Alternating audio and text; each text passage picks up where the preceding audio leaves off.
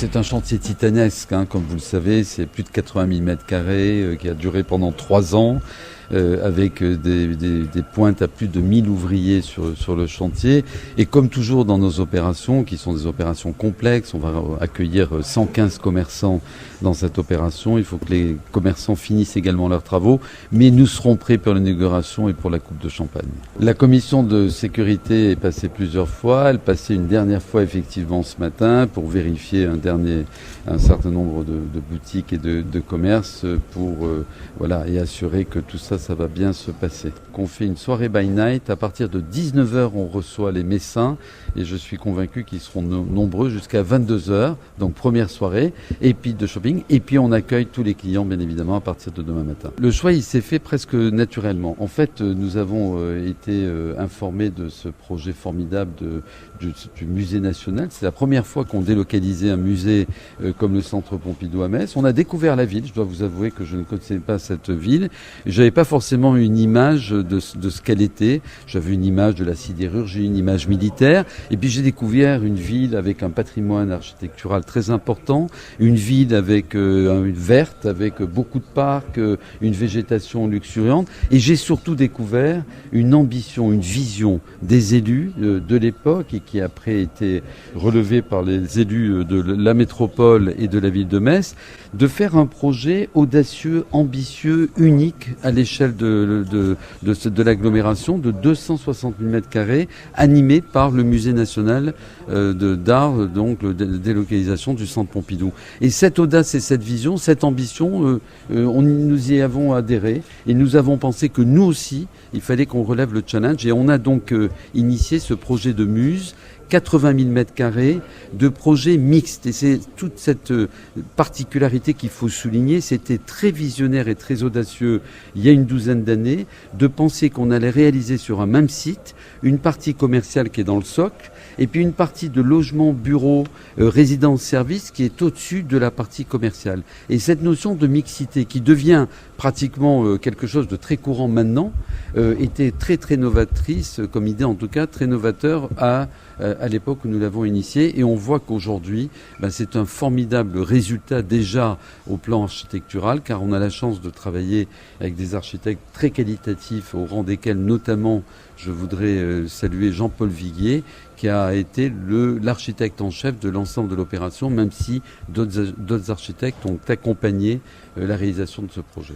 Muse, si vous voulez, c'est le symbole de l'urbanisme commercial des villes modernes du XXIe siècle. C'est-à-dire que je suis absolument convaincu que le commerce doit réintégrer la ville, que le commerce doit participer à la vie, à l'animation de la ville.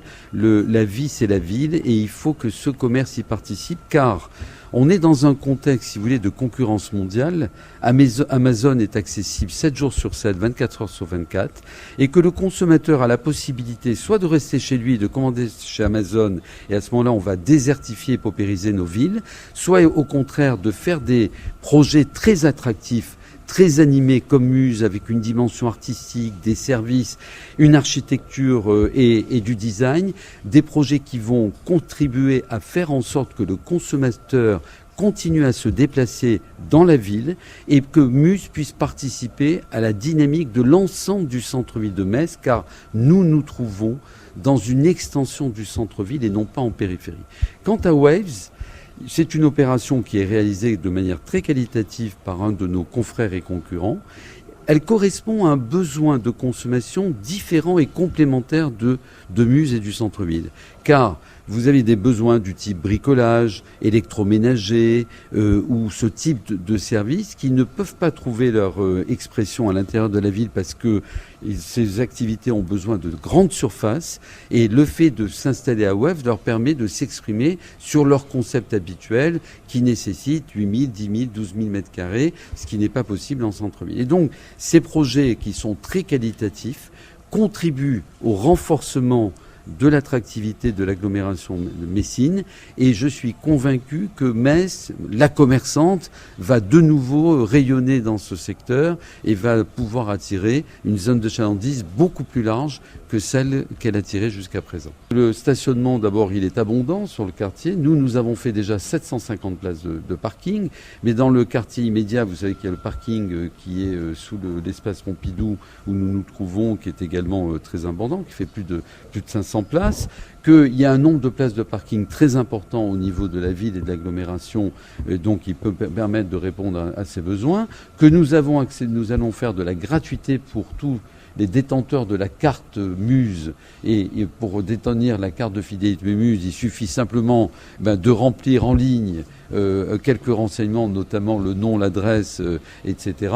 Et vous avez accès à une gratuité de parking. Donc je ne crois pas que ce soit un désavantage. Je pense au contraire que Muse va bénéficier d'un avantage formidable qui est son positionnement en centre-ville, sa proximité à la gare, le fait que nous avons des transports en commun très efficaces au travers du Métis notamment qui desservent cette opération, et le fait que nous allons aussi pouvoir accueillir des consommateurs qui vont venir de très loin en voiture avec une gratuité sur le parking. Alors Muse, en quelques chiffres, c'est une opération de 80 000 m² qui a été réalisée en 3 ans, qui représente un investissement global de 330 millions d'euros, avec une création d'emplois de 1000 emplois, et nous sommes très fiers de ce développement. C'est 115 commerces et services qui sont développés dans cette opération, dont 70% des surfaces sont nouvelles sur Metz et sur l'agglomération. Alors, c'est un investissement de 330 millions. Comme toute entreprise, c'est une entreprise à risque.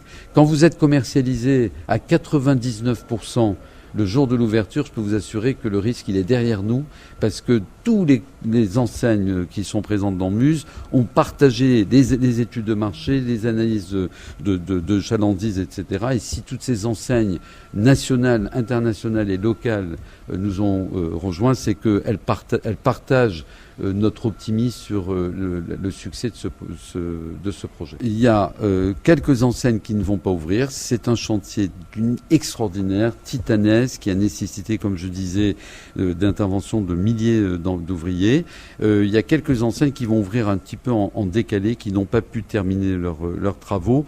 Mais globalement, le projet est absolument formidable. C'est un grand succès de commercialisation et je suis convaincu que ça sera un grand succès de fréquentation. Je n'ai pas le chiffre exact. La commission de sécurité est en train de terminer. Il y a quelques branchements liés à de désenfumage ou de choses comme ça qui sont des sujets purement techniques qui sont en cours d'être finalisés. Et si ces enseignes n'ouvrent pas ce soir ou demain matin, elles ouvriront dans les 48 heures ou 72 heures.